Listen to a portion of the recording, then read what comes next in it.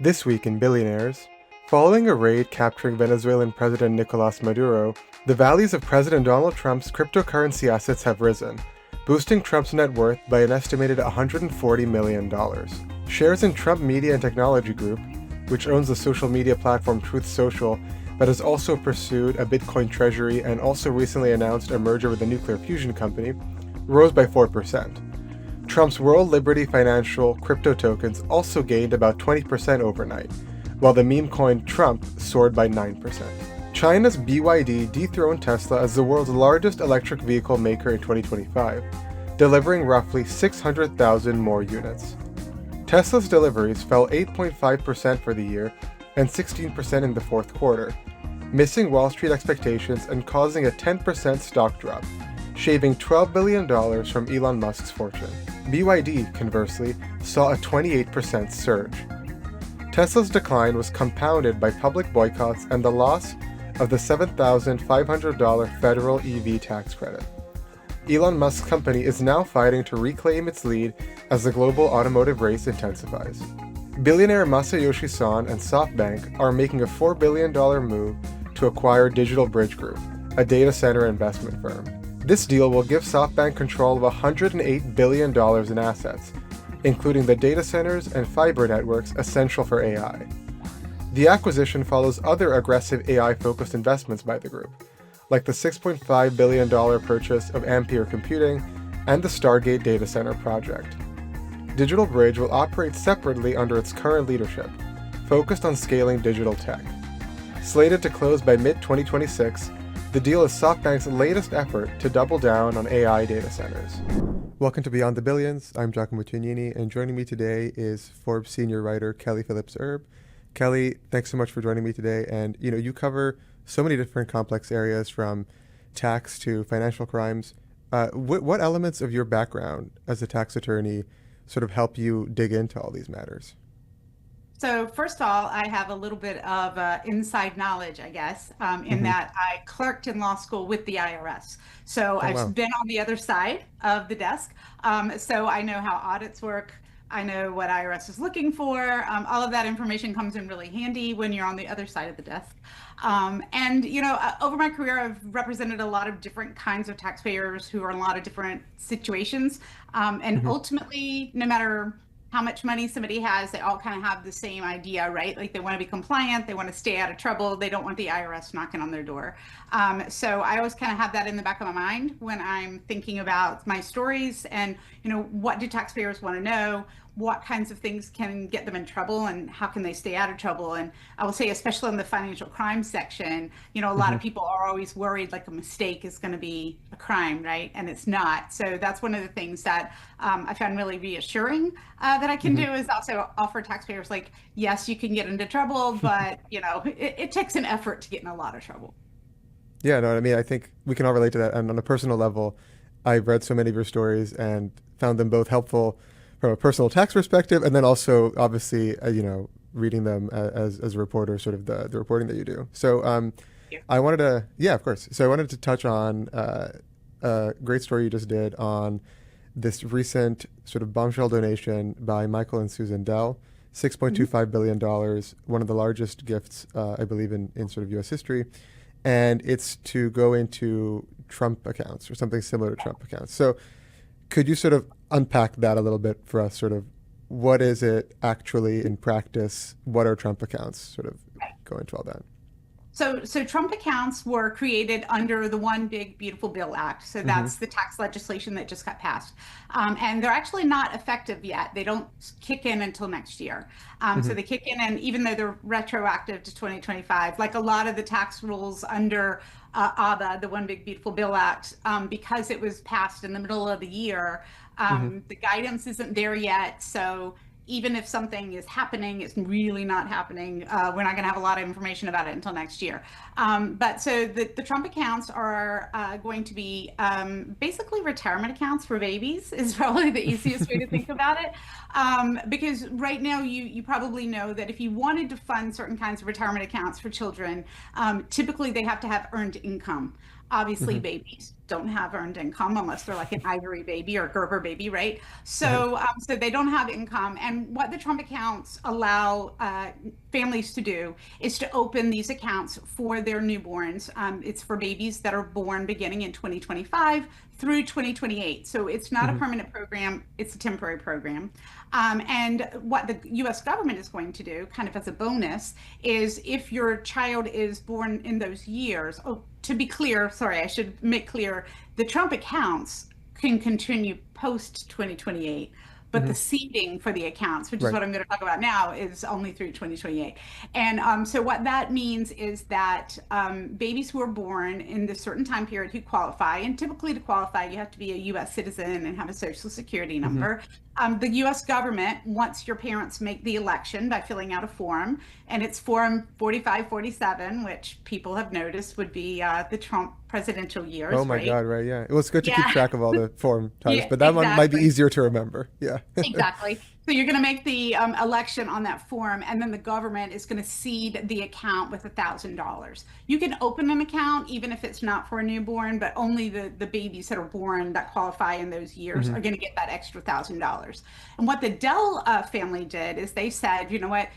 Why limit it to just these folks? We're going to expand that. So if you don't qualify for Hmm. the $1,000 because your child was born before 2025, then the Dells are going to contribute $250 worth of seed money for each child within certain zip codes up to the age of 10. So basically, newborns to 10 years old who don't Hmm. qualify for the $1,000 seed money. And because it's a lot of money, and if you think about it, $6.25 billion at $250 a pop is a lot of kids. Hmm. If they find that they don't have enough children to qualify and they have more money than they have children, then they may expand it to older children. But right now it's 10 and under. Do they have a sense that it could be the opposite, that they might be sort of more kids than the money they've set aside? I'm sure they've done a lot of calculations, but Yeah, so what they've done is they looked at certain zip codes and there's an income cap. And so I okay. think they feel pretty confident that the children so far that would qualify are going to be under that cap. Hmm. And so what would happen is the money goes into this account. It's just like, again, an IRA, except that you can't take money out of it until you are age 18. And the rules are pretty strict, which is probably one of the things I think people are disappointed in. We may see changes to some of this. For Hmm. example, the kinds of investments that can be made are rather limited. We may see more guidance, but for now, that money would grow until age 18, and when it's 18, it would sort of flip into a retirement account. It's a really interesting idea. The idea is to kind of jumpstart Hmm. savings accounts for children because again often we don't see those. My kids are in college now and they're learning that they can put their money into an IRA now that they're Hmm. making money. But you can't do that when you don't have Right. that access. And so most parents then would rely on something like a 529 plan that doesn't require earned income for the child. And what kind of, you mentioned that the investments are pretty limited. Sort of what does that entail? So again, guidance is pretty limited right now, but Hmm. it's going to be U.S. focused, obviously, because I Okay. think that Yeah. that we all know that that's sort of like with the Trump account and traditional investments. So we're talking basically your run of the mill securities. You're not, so far we haven't seen any noise that would indicate that you're going to be able to use any kind of alternative investments. Hmm. Crypto, gold, any of those. I think it's going to be, there have been some folks who have asked if the amount of investment can be broadened because right now it's pretty narrow. So I would think, it's pretty much like S&P 500, right? US Hmm. securities, though, that are going to be controlled by a financial institution. Hmm. So, I think, again, the goal is, I think what they're trying to do is to keep it very risk averse Right. and also US focused.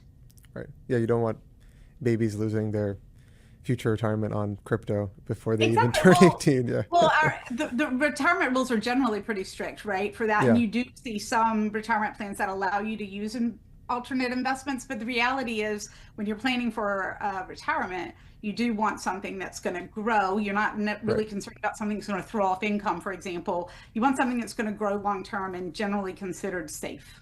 Hmm.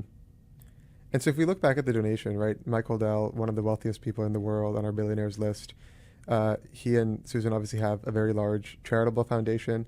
What do you think is sort of precedent setting about this, and sort of why they chose to do this rather than do more traditional philanthropy like they've always done through their foundation?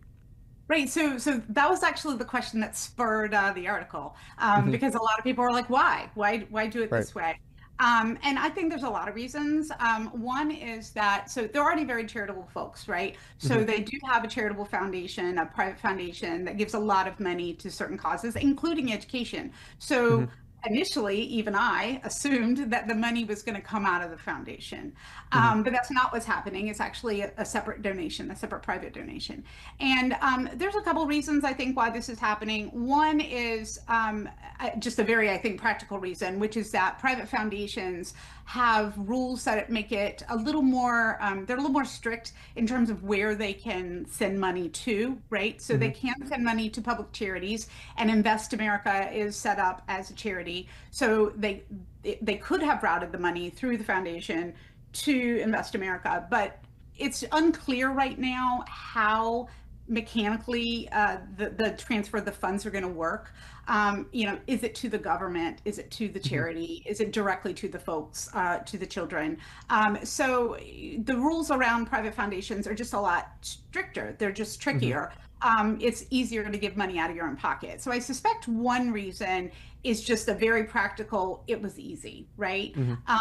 Secondly, though, I also think is optics, and I don't mean that in a negative way at all. Right. If you go to the website, they're encouraging other billionaires, but also other US citizens or US Hmm. persons, to also make similar donations. And I think that, when you when you think about very wealthy people who give money through their foundations, it's very, very easy to say, well, of course that person could give that money because they have billions of dollars in their foundation. When you see somebody taking money out of their own pocket, I do think that, they're hoping to spur extra generosity. Hmm. So I think it's kind of two things. One is it's a very practical reason, but then also I think it's an optics. Like, we're trying to do something good. We really hope you will too. And they even Hmm. say on the Invest America website, they ask people to take a pledge to be more charitable. So I do think that that is playing a role in why they did it the way they did it.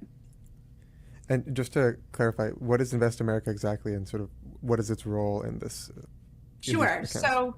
So Invest America is an organization that actually is responsible, directly or indirectly, for the Trump Hmm. accounts in the first place. It's basically a bunch of billionaires who and millionaires who were talking about how they could do something that would make a difference. And Hmm. so they started this charitable organization with the idea of kind of brainstorming, more or less, is about how they could make these things happen. And apparently, the idea for the Trump accounts actually came up at like a dinner, and they said, "Why don't we do this?" And so they created Invest America because of the scope of the plan. It's anticipated, and again, we're still looking for guidance. So IRS has released some guidance. So a lot of what we are relying on right now is just intentions. But Hmm. what the idea is that they're going to route the money. It's going to be administered through Invest America, and then Invest America is also, and by they, I'm sorry, I mean the Trump account money may be routed through Invest Hmm. America. Or Invest America is going to play an important role in the way that the accounts are promoted. I mean, we're already seeing that right now, right? They're touting the programs. So it's basically a charitable organization that's sort of devoted to this cause. Hmm. And so again, we sort of won't know whether the Dells will also route theirs through Invest America or through direct means, or. Right. And it's not exactly clear how that's going to happen. I think, again, practically, one of the reasons Hmm. that charities and private foundations exist is to facilitate charitable giving, right? Because Hmm. if you want to give money to a kid in one of those area codes, how would you do it? Most people have Right. no idea. So that's why, charitable organizations and again, private foundations exist is to sort of facilitate the funds and where they need to go and the work that needs to be done. One distinction, since we've been talking about both, between private foundations and charities is private foundations tend to be closely held. They Hmm. tend to be managed by typically a family. So you'll see, Hmm. the Gates Foundation, the Dell Right. Foundation. They're typically managed by a family, and their goal is typically to give money away, right? Like Hmm. that's usually like their whole. So a private foundation will take money in. IRS tells them they have to give out a certain amount per year. Typically, it's the income that Hmm. they raised, and so they would then kick that out to various charitable organizations. Charities sometimes distribute money, but often they do the work on the ground, right? So they're the boots on Hmm. the ground. They're the ones that are feeding people, handing out scholarships, those kinds of things. So it's not unusual, and in fact, is pretty routine for Hmm. a private foundation to give money to a charitable organization that then does the work. So that's what we tend to see. That's why it's unusual in this case again, because the Dells skipped right over that first Right. step. They didn't give the money to the private foundation that then turned around and gave it somewhere else. Hmm. And for for billionaires like the Dells, what are the sort of the tax deductions and benefits when giving to their own private foundation compared to giving directly to a public charity? Right. So the rules are the same no matter how much money you have, but where it goes does make a difference, as you just Hmm. noted. So there are IRS restrictions on how much money that you can give away to charity every year. Hmm. Typically, it's 60% of your AGI is what you can get a deduction for. So you could give away as much as you want, but that would be what your deduction would be limited to. And then Hmm. if you have excess, you would roll it forward. And we know that people who give exceptional amounts of money tend to actually never really benefit completely from the gift. Warren Buffett has famously given away an enormous amount of money. There's no amount of rolling that forward that's gonna result in a tax deduction, that's going to benefit Right. him, forever because they're limited. And also the kinds of things that you can give, you get a different level of deduction for. So appreciated stock, for example, you Hmm. would get a higher deduction for donating that to a charity than you would for a private foundation. There are enormous income tax benefits for donating for billionaires to donate to private foundations. But realistically, a lot of that, there's two other things that we shouldn't forget about. One is just generosity, right? Like they're Hmm. trying to make a difference. And I think that it's sometimes very easy for people to say, oh, well, they have lots of money. Hmm. Of course, they would send it to charity. But there are a lot of people, and we see them. There are a lot of Hmm. people who have a lot of money that don't do that too. So I think that's Right. worth acknowledging that it is an enormous amount of money. They do have an enormous amount of money, but they did, in fact, designate this to make a difference. And then the other thing that extremely wealthy families use private foundations for is to lower their taxable estate. Right. So even if they don't get the benefit of the income tax deduction for forever, giving those especially appreciated assets away will help reduce their taxable estate so Hmm. that so they get that sort of a double bonus, right? So they get the income tax deduction and the federal estate tax deduction. But I would not underestimate the impact of the federal estate tax deduction because the federal exemption is 15 million per person, 30 million, per couple. When you're at a billionaire bracket, Hmm. that 30 million is not a lot in terms of exemption. So you do look for other ways to reduce your estate. And what better way to do it than to establish a foundation that's in Hmm. your name, that you control, that you can choose where the money goes and who it benefits, and get these great tax breaks all at the same time. Yeah, it's interesting because I think as you mentioned, there's billionaires who are incredibly philanthropic, like Warren Buffett, others who aren't much. And sometimes, right, billionaires get criticized because they set up a private foundation, they put a bunch of assets in, and then they barely hit the, I believe it's 5% minimum sort of requirement, right, that they have to Right. Or contribute. Yeah, income. It depends on, right. yeah. Yeah. Right. And so do you think, earlier we were talking about one of the potential reasons for the Dells is maybe sort of the optics that, they're doing this directly and not going through their foundation. Do you see that sort of tied up with sort of these impressions people have that, here's the foundation, I'm just going to put in my money and then, it's a tax benefit, I guess. I absolutely. I think the optics are just so important. And I think, especially with this program, because of Hmm. the reach, and that's why it's so different. It's not the amount of money. I mean, the amount of money, again, is Right. impressive, but it's the reach. It's the idea that this is going to benefit a really large group of people. Like, Hmm. oftentimes when we see these donations, they might go to a university, which is great, Right. but the number of people that directly benefit from that is rather limited. Same thing with hospitals. Again, great places to donate money to, but there's a limit. Hmm. When you start talking about $6.25 billion divided by 250, the math on that is pretty impressive. Hmm. And so I think that the optics aren't just look at how much we're giving. I think it's also look at the benefit, look at how broad it can be, and I think they also, by giving cash, this is something I often think about, especially in the celebrity world, is the idea that giving cash makes a direct impact. I think a lot of people worry, like, where's my money going when it goes to a charity? Are they taking care of it? Are they good stewards? Are they spending it the right Hmm. way? Cash in your pocket, it got where it needed to go. And I always think about Dolly Parton. I'm a big Dolly Parton fan. Hmm. Dolly Parton famously gave money after the floods in her home area.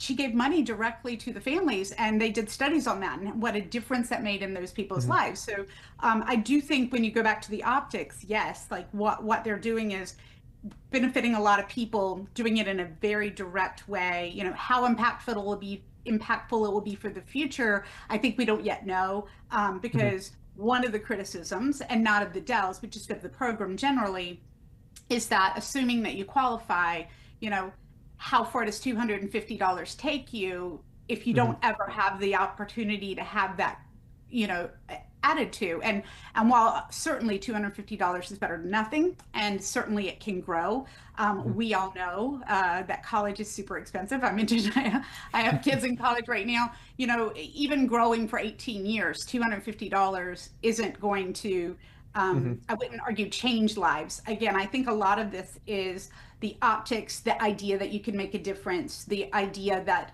there are different ways that we can fund education. That Hmm. it's a thinking outside of the box kind of thing. We always do things the same way. Why?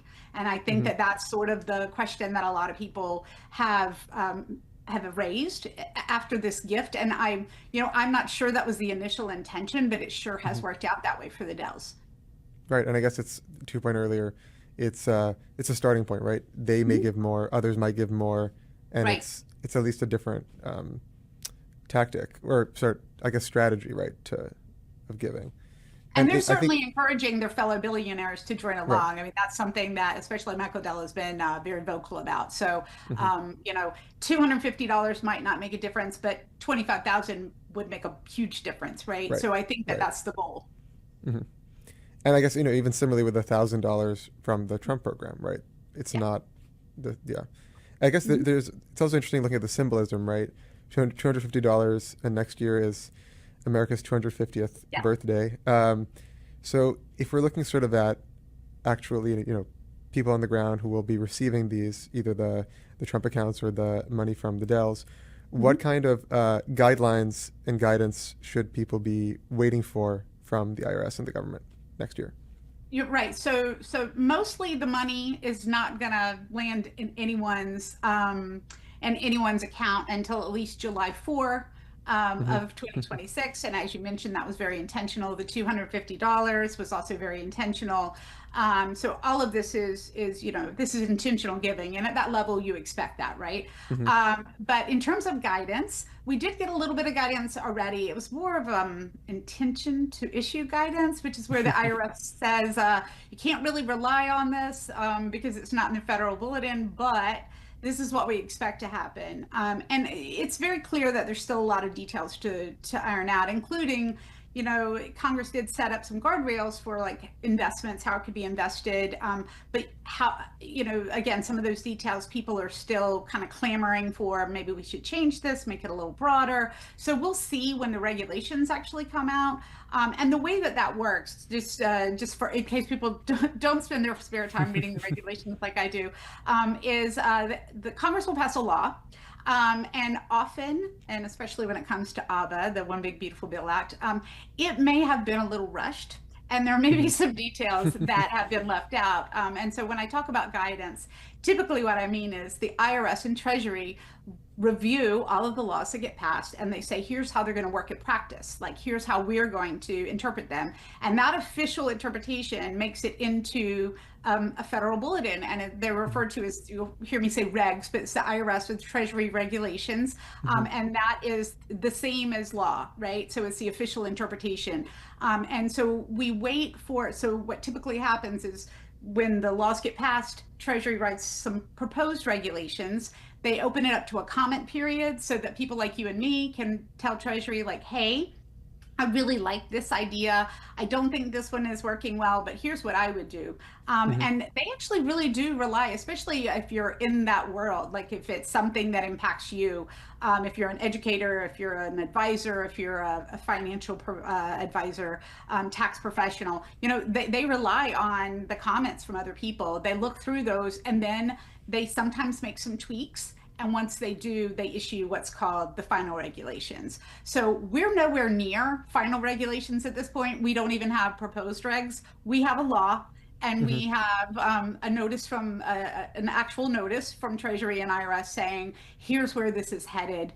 We'll provide more information later. So as taxpayers kind of navigate this next year, and parents in particular, you want to chat with your advisors, ask your tax Mhm. professionals, like, have you heard anything? When are the forms going to be available so that I can fill them out? The 4547, the draft of it is been made available, but we don't have the final yet. So we're going to see a lot of changes next year. And that's actually, I think, one of the reasons for the delay in the guidance is that the One Big Beautiful Bill Act was just so big and Mhm. so many changes, no tax on tips, no tax on seniors.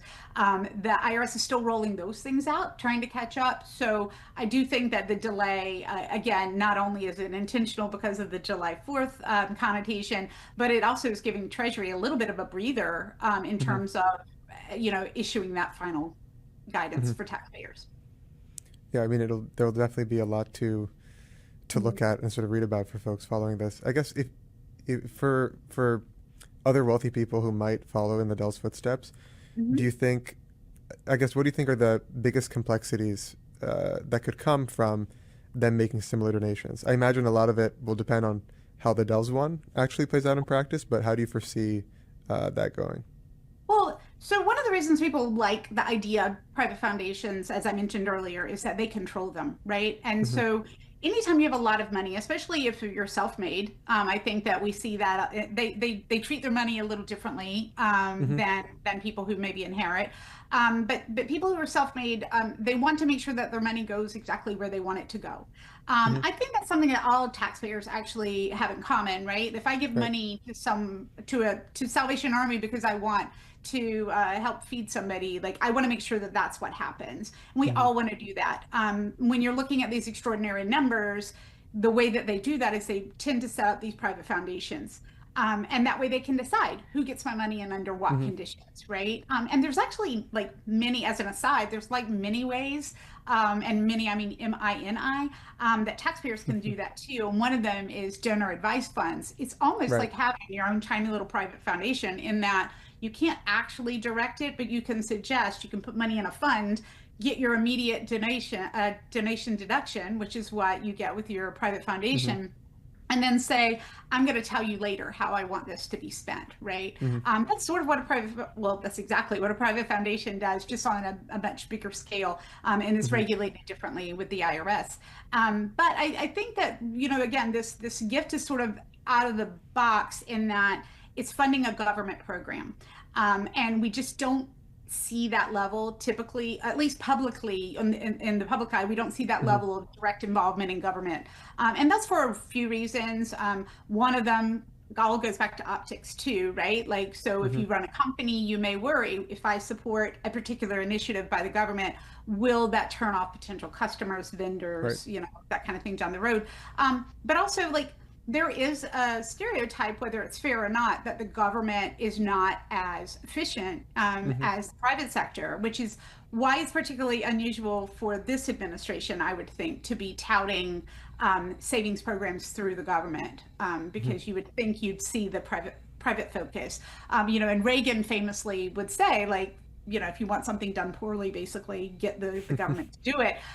So I do think that it's an interesting tack, in that, and I do think people will still be wary of Mhm. donating to programs that directly support government initiatives, because you want to make sure that, again, the money goes where it's supposed to go, that it's used for the reasons that it's supposed to be used for, Mhm. and that it's efficient. And I don't know that everybody has faith, that all of those things will happen through government programs. And, actually, and not for any, just to be clear, not for any malicious reasons. Going back to exactly the thing that we were just talking about, which is that, this tax bill is so big, it's taking so long to get the guidance out. Right. Um, you just don't know the details yet, right? And Mhm. I think that's a lot of government. When anytime that you're administering a program potentially for over 150 million people, which is, there's over 150 million taxpayers in the US, that's a huge, huge undertaking. And we saw it during COVID, just even things like mailing out, stimulus checks, Right. right? So there's a lot that I think has to go into those calculations. And when you are